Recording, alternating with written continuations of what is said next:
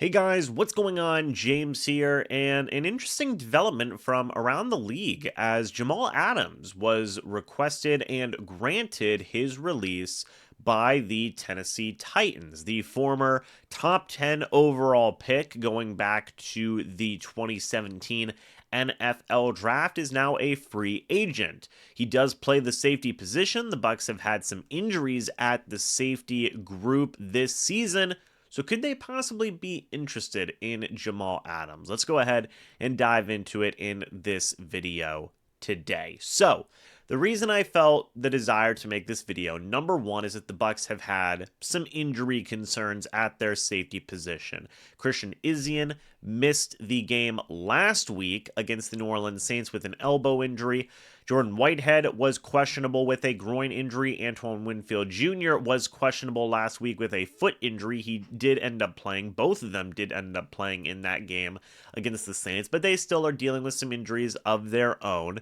The Bucs have been a bit banged up at that safety position. So would it make sense for them to go out and get reinforcements in the form of Jamal Adams? And I mentioned Jamal Adams specifically because it is very important to remember that Jamal Adams was the number 6 overall pick in that 2017 NFL draft. As I said, former top 10 pick. Well, who was the head coach of the New York Jets whenever Jamal Adams was made that selection? It was Todd Bowles, current head coach of the Tampa Bay Buccaneers, who was the defensive coordinator of the New York Jets during that time. It was Casey Rogers, current co-defensive coordinator of the Tampa Bay Buccaneers today. So there are a couple of threads, a couple of connections here that do tie Jamal Adams to the current coaching staff of the Buccaneers. Now, you could also say that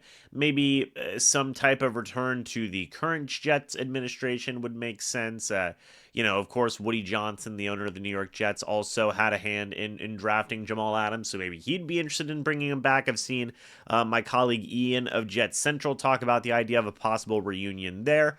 But I would argue, and maybe he could go back to the Seattle Seahawks, another former team of his. But I would argue the Bucs have more connections right now today than either one of those teams do in their current standings, right? And I do know that some people feel that Jamal Adams is washed, right? They feel like that he is past his prime. He actually just turned 29 years old today as of the recording of this video. So happy birthday, Jamal Adams. But, during his time with the Jets in 2017, he had a pretty solid rookie year. 2 sacks, 83 tackles, 6 passes defended, 2 fumbles recovered, 1 forced fumble. In 2018, he was a Pro Bowler, a second-team All-Pro. In 2019, he was a Pro Bowler, a first-time All-Pro, first-team All-Pro, the only time he has that accolade in his career.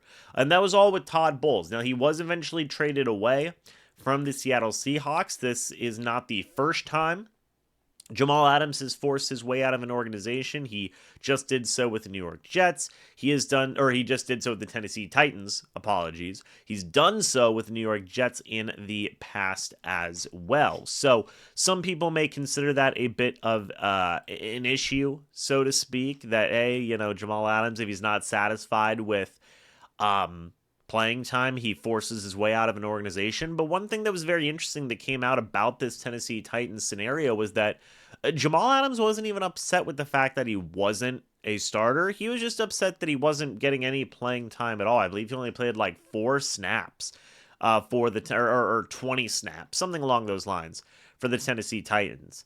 And I could see Adams in some type of healthy rotation for the Bucs in terms of maybe being a blitzer. He has 21 and a half total sacks in his career, 9.5 in 2020 with the Seattle Seahawks, 6.5 in his last year with the New York Jets. If you bring Jamal Adams in and have him be some type of blitzing safety specialist, he's a big guy, 6'1", 213 pounds, could be an interesting scenario for the Bucs. Todd Bowles said recently that they're always interested in adding players that they feel like would be upgrades to their roster, and maybe a potential upgrade could be in Jamal Adams. But Look, ultimately, I don't believe the Bucs will bring in Adams, but I still like having scenarios where it's worth talking about. I remember I talked about this earlier in the year, whenever Adams was a free agent during the offseason.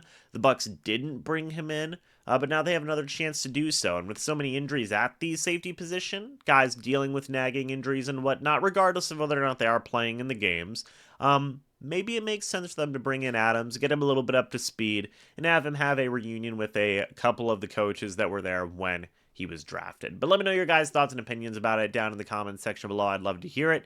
Thank you guys so much for watching this video. Hope you all enjoyed. And as always, guys, I'll see you all in the next video or the next live stream. But until then, and as always, guys, goodbye for now, and go Bucs.